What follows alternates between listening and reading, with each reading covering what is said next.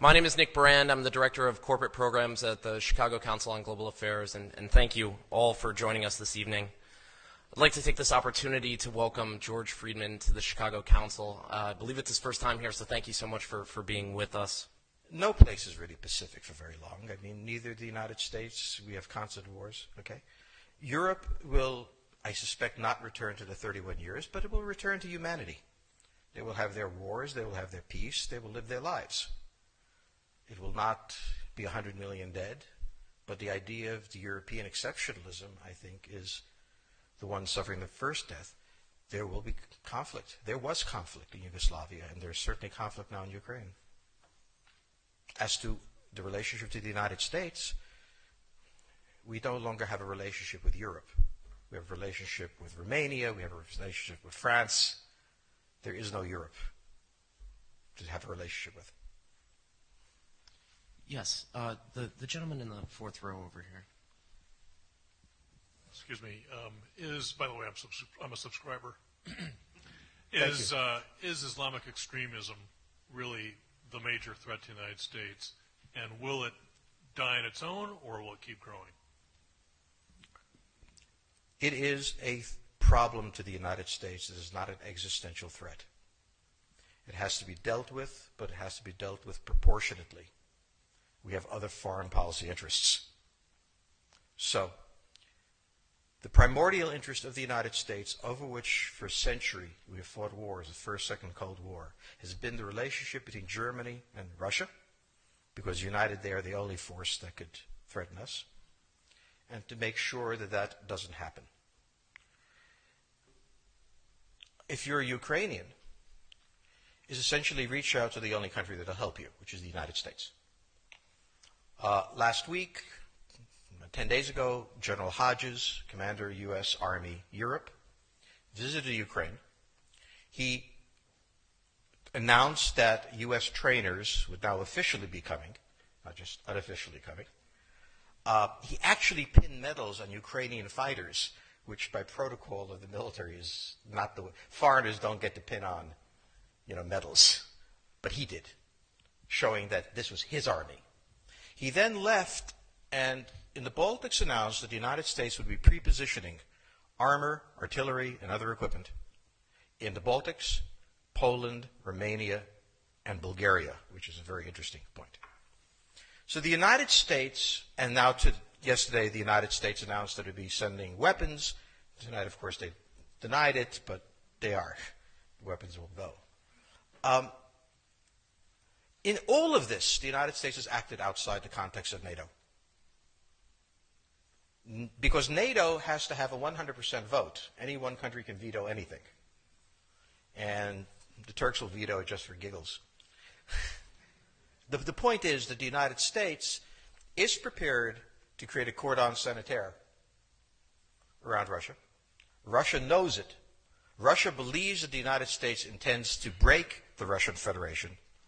I think that, as Peter Lorre put it, we don't want to kill you, we just want to hurt you a little bit. Either way, we are back in the old game. And if you go ask a Pole or a Hungarian or a Romanian, they live in a totally different universe from a German. And they live in a totally different universe from a Spaniard. So there is no commonality in Europe. But if I were a Ukrainian, I would do exactly what they're doing. Try to draw the Americans in. All right, next question, please. The United States has a fundamental interest. It controls all the oceans of the world. No power has ever done that. Because of that, we get to invade people and they don't get to invade us. It's a very nice thing. Maintaining control of the sea and control of space is the foundation of our power. The best way to defeat an enemy fleet is to not let it be built. The way the British managed to make certain that no European power could build a fleet was to make sure the Europeans are at each other's throats. The policy that I would recommend is the one that Ronald Reagan adopted toward Iran and Iraq. He funded both sides so they would fight each other and not fight us. This was cynical. It was certainly not moral. It worked. And this is the point. The United States cannot occupy Eurasia. The moment the first boot sets the ground, the demographic differential is we are totally outnumbered. We can defeat an army. We cannot occupy Iraq. The idea that 130,000 men would occupy a country of 25 million, well, the ratio in New York of cops to citizens was greater than we had deployed in Iraq. So we don't have the ability to go across, but we do have the ability to, first, support various contending powers so they concentrate in themselves with political support, some economic support, military support, advisors, and in extremis, do what we did in Japan, in Vietnam, in Iraq, and in Afghanistan, spoiling attacks. The spoiling attack is not intended to defeat the enemy. It's intended to throw him off balance. What we did in each of these wars, in Afghanistan, for example, is we threw Al-Qaeda off balance. The problem we have, since we're young and stupid, is that having thrown them off balance, instead of saying, okay, job well done, let's go home, we said, well, that was easy. Why don't we build a democracy here? This was the moment of dementia that came in. The answer, therefore, is the United States cannot constantly be intervening throughout Eurasia. It must be selectively intervening and very rarely. That is the extreme moment. We cannot, as the first step, send American troops. And when we send American troops, we have to clearly understand what the mission is, limit it to that, and not develop all sorts of psychotic fantasies. So hopefully we've learned that this time. It takes a while for kids to learn lessons. But I think you're absolutely right. We cannot, as an empire, do that. Britain didn't occupy India. It took various Indian states and turned them against each other and provided some British officers for an Indian army. The Romans did not send vast armies out there. It placed kings like, various kings it created under the emperor, and those kings were responsible for maintaining the peace. Pontius Pilate was an example. So empires that are directly governed by the empire, like the Nazi Empire, fail. No one has that much power.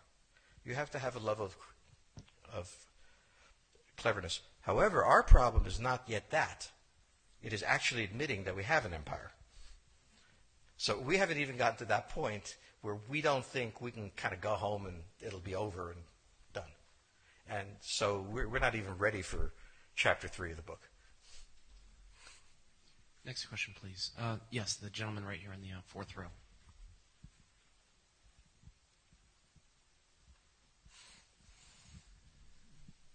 So I infer from your comments that the euro as the currency will not survive. The question on the table for the Russians is, will they retain a buffer zone that's at least neutral? Or will the West penetrate so far into Ukraine that they're 70 miles away from Stalingrad and 300 miles away from Moscow? For Russia, the status of Ukraine is an existential threat. And the Russians cannot let go. For the United States, in the event that Russia holds onto the Ukraine, where will it stop? Therefore, it's not an accident that General Hodges, who's been appointed to be blamed for all of this, is talking about prepositioning troops in Romania, Bulgaria, Poland, and the Baltics.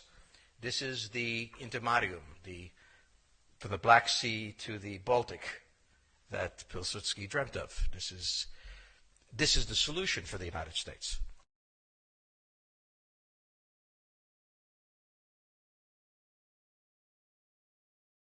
The issue to which we don't have the answer is, what will Germany do? So the real wild card in Europe is that as the United States builds its cordon sanitaire, not in Ukraine, but to the west, and the Russians try to figure out how to leverage the Ukrainians out, we don't know the German position. Germany is in a very peculiar position. Its former Chancellor Gerhard Schroeder is on the board of Gazprom. They have a very complex relationship to the Russians. The Germans themselves don't know what to do. They must export. The Russians can't take up the export. On the other hand, if they lose the free trade zone, they need to build something different.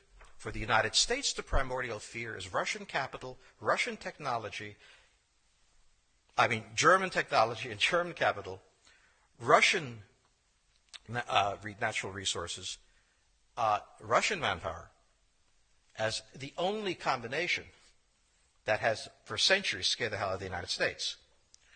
So how does this play out? Well, the U.S. has already put its cards on the table. It is the line from the Baltics to the Black Sea.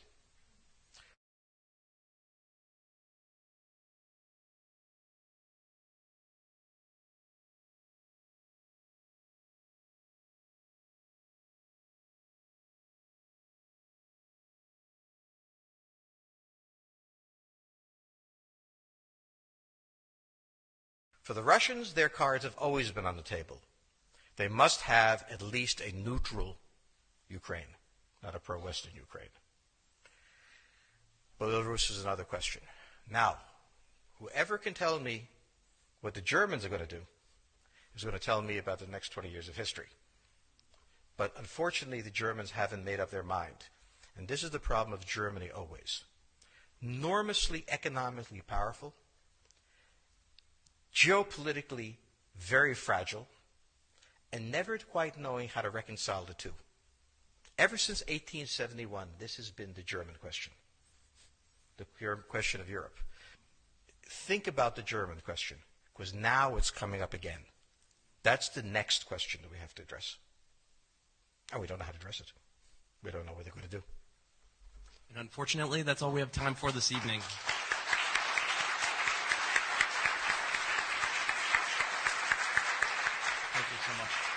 Thank you so much, George Friedman. He'll be signing copies of his book in the rear of the room. Thank you as well to the Chicago Club for co-sponsoring this evening. Good night.